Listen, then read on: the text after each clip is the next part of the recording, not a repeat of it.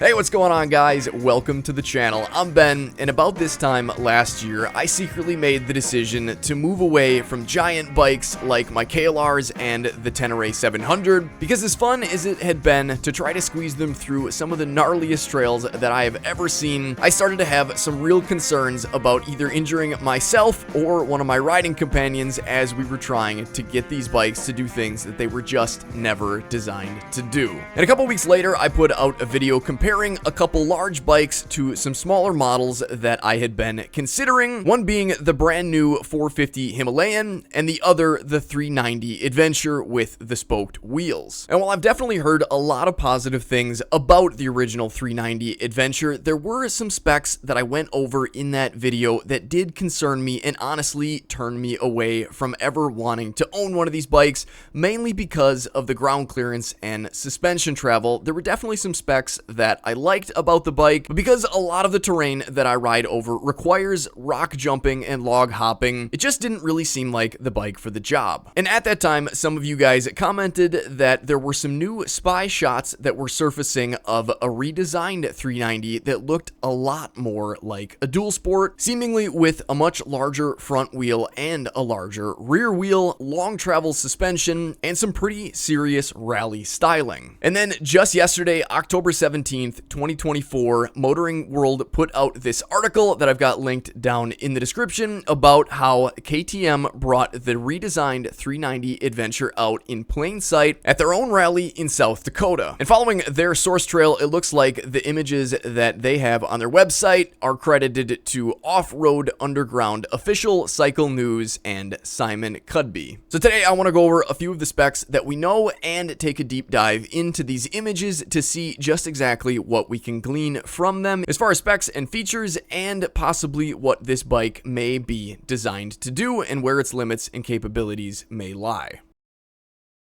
I don't know who this lucky guy is that got to ride this bike, but he sure is handsome, and it looks like he's really enjoying sitting on this bike. It definitely looks a bit bigger in some of these images. To me, this seems like a pretty well stretched out wheelbase, especially compared to the old 390 Adventure here, which had a wheelbase of only 56.3. Most adventure bikes are somewhere in the 60s. The Tenere 700, for example, is about 63 inches, where the bikes that I'm riding now, like the XR and the DR, are right around 58 or 59. And looking at this bike, while it is hard to tell even with somebody on it, I would say it looks like it's going to be somewhere around my XR or DR, or maybe close to about 60 inches, which is certainly not a small adventure bike like the old 390 was. And as far as seat height goes, if we look at the bend of this guy's leg here, it does seem like he's not having too hard of a time getting at least 1 foot flat on this side. It's hard to tell, again, what his size is in comparison to the bike and vice versa, but I would have to guess that the seat height on this bike is going to be a bit taller than the old 390, which has a very beginner-friendly 32.3 inch seat height that can be adjusted down to 31.5 with the low seat. And looking at the new 390 here, to my eye, this seems more like a dual sport seat height. My guess is it's going to be somewhere around 33 inches off the ground, and that's also loosely based on the fact that the frame and most of the components on the new 390 here are direct transplants from the new 2024 KTM 390 Duke. And if you guys are unfamiliar, the old 390 was essentially the same thing, basically a transplant of certain components, sort of changed around a little bit for off-road use for the old model. And as we scroll down here, we can see that the new 390 has a 32.2 inch seat height. But if we look a little bit closer at the design, while the frame is quite similar, the swing arm here and the forks are much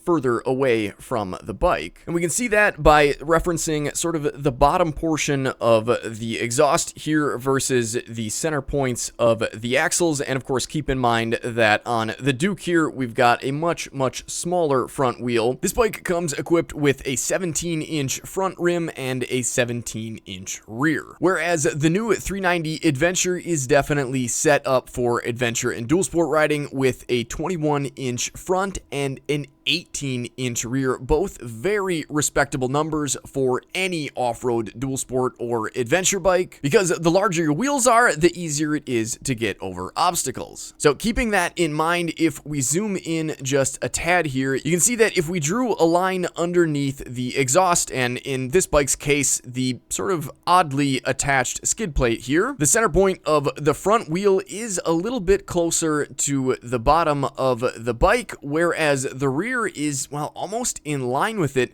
meaning that both axles here are going to be further away, which is going to give us a lot more ground clearance. And I think it's pretty easy to tell looking at these images, especially versus the old 390 here that only had 7.9 inches of ground clearance. And to put that into perspective, my KLRs had right around 8.3 inches of ground clearance, where a Tenere 700 has somewhere around 9. And the new bikes that I'm on today, the DR and the XR, have almost a foot.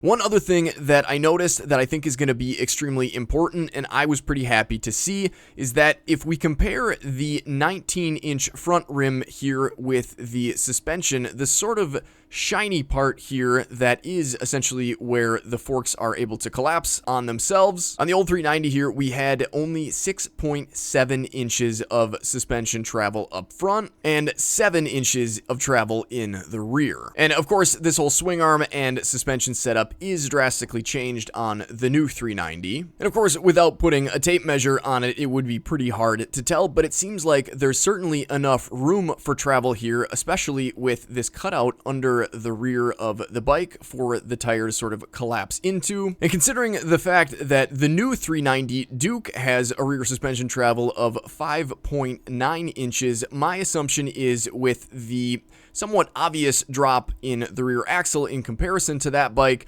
I'm thinking we're going to have somewhere around 8 inches of suspension travel back here. And up towards the front, if we again sort of compare the shiny portion of the suspension in relativity to the rim here, it looks like we've kind of got the same thing going on. Essentially, the shiny portion basically ends right about where the inner lip of the rim is. So if we look back at the old 390 here with its 19-inch wheel, because the new bike is going to have a 21, that means that we've gained at least an inch here, since we can line that up essentially the same way. And being as the old 90 had 6.7 inches of travel up front, I'm going to guess that this has somewhere hopefully nearer to 8 inches. But it does almost seem like there's maybe a little bit more room for travel down here, so I'm hoping that it's even a little bit better than that. But honestly, anything is better than the 6.7 front, 7-inch rear that the old 390 had.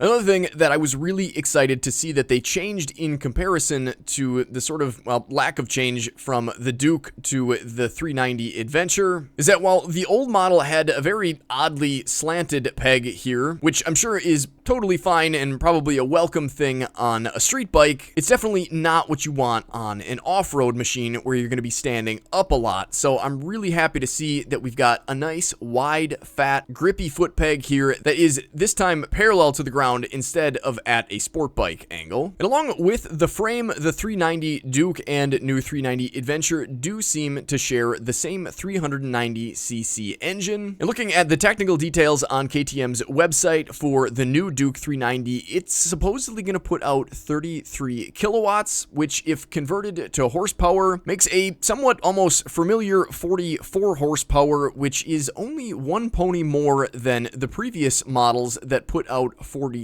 horsepower. And if you look at that Motoring World article, it says that the new 390 Adventure is going to put out 45 horsepower, and I'm not really sure where that number is coming from exactly, but either way, it seems like the couple extra cc's that we're getting over the old 373 powerhouse will produce marginally more power. As far as the torque numbers go, they're calling out 39 Newton meters, which transfers to 28.9 8.7 pound-feet of torque. And it may be somewhat safe to assume that the 390 Adventure engine could come tuned slightly differently for a little bit more off-road oriented power. But of course, we won't know that until KTM puts out official specs. And one thing I really do like about this design is how low it seems like they've got the motor placed in relativity to everything else. That being said though, it does appear to me like the majority of the fuel is going to be stored rather high. And that's certainly something that I don't really miss about the Tenere 700. That bike handled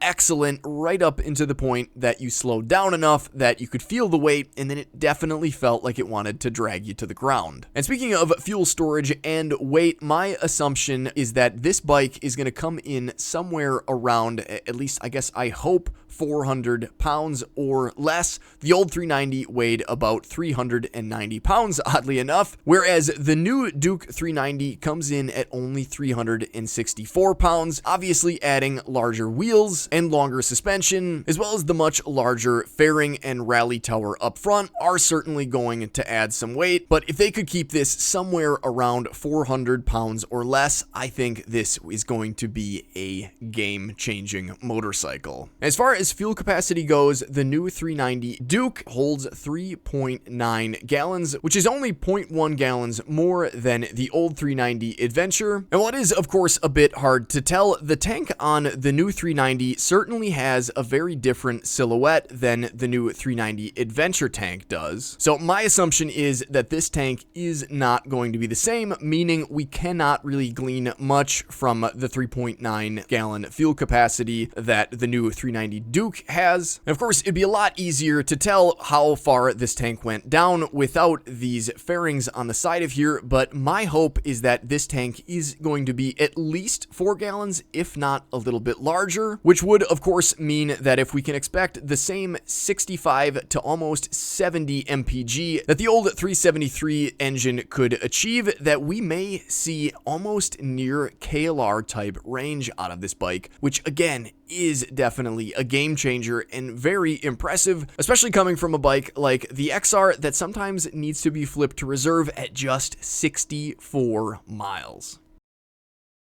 Well, I haven't found any information on it yet. It does appear that the rake angle on the old 390 Adventure here is going to be pretty similar to that of the new 390 Adventure. So my guess is this rake is going to be somewhere around the 26.5 degrees that the old bike had, which is certainly a decent number for off-road riding and is pretty similar to the XR, the DR, and the KLR, as well as the T7. Now, of course, I definitely have made some assumptions, but it seems like KTM has maybe put together one of the most capable small or mid-weight, lightweight, whatever you want to call it, adventure bikes that we have seen in a long time. And while I'm sure a lot of you are going to be pretty hesitant about purchasing an orange bike, I've got to say, with my experience from my Husqvarna 701, I would feel a bit better about purchasing this bike over the CF Moto 450 IBEX. And with all that in mind, I think this is going to be one heck of a motorcycle.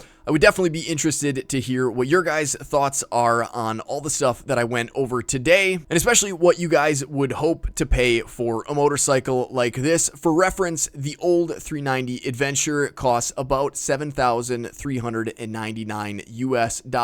I have seen old stock going for a bit less than that, of course, but seeing as the IBEX 450 is going to cost right around $6,499 US, my guess, assumption, hope is that KTM is going to keep the price tag down just below $8,000. I would really like to see something like this for around $7,500. And honestly, for that price, it seems like you're getting quite the bike. Could it be a little lighter and have a little bit more power and be more reliable? Well, yeah, of course it could, but I think we could probably say that about every single motorcycle we've ever had in our garage. Either way, I'm really happy to see manufacturers like KTM building bikes like this. It still boggles my mind that the Japanese manufacturers just never seem to come out with what it seems as though all of us are asking for, which is a very capable mid to lightweight adventure bike like this. Hopefully with bikes like the IBEX 450 and the new new KTM 390 Adventure, we will start to see that from manufacturers that we know and trust. Until Honda decides to make a rally version of their 450, I think this is going to be the gold standard in small to midweight adventure dual sport motorcycles. And to be honest, I may just have to buy one, but we'll see. So guys, let me know down in the comments if this is a bike that you would consider purchasing, if you're excited about it, what you think of it. Until next time, guys, take care, stay safe, stay swanky, get out there, enjoy this beautiful world God created any chance you get. And if you can't do that right now, here's more videos to check out in the meantime.